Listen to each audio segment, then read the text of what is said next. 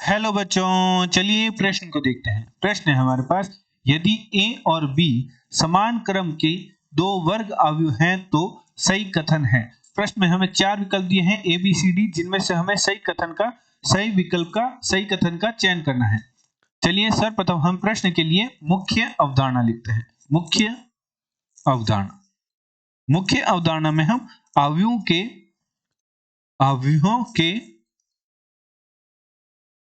परिवर्त के गुणधर्म का अध्ययन करेंगे एक गुणधर्म का अध्ययन करेंगे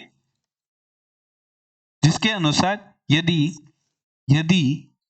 ए एवं ए तथा बी दो अवयव हैं, ए तथा बी दो अवयव हैं जो कि n गुणा n कोटि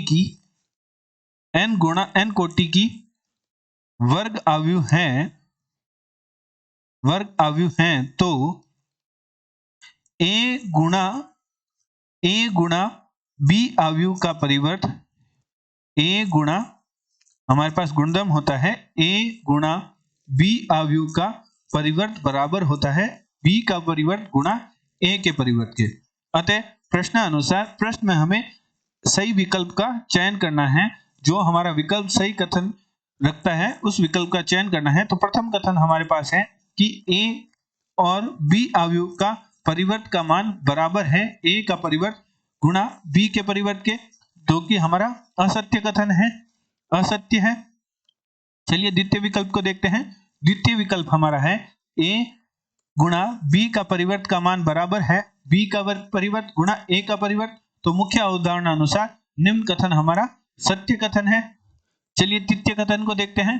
तृतीय कथन हमारा है, तीसरा कथन है a गुणा b का मान यदि 0 के बराबर है तो a का मान 0 के बराबर है या b का मान 0 के बराबर है।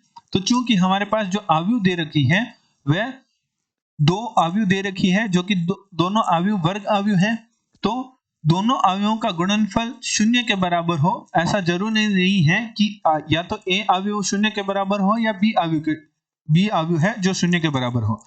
दोनों अवयवों का गुणनफल करने पर यदि दोनों अवयव शून्य के बराबर नहीं है और दोनों अवयवों का गुणनफल करें तब भी हमारे पास शून्य प्राप्त हो सकता है। अतः जो हमारा तीसरा कथन है वह भी असत्य है।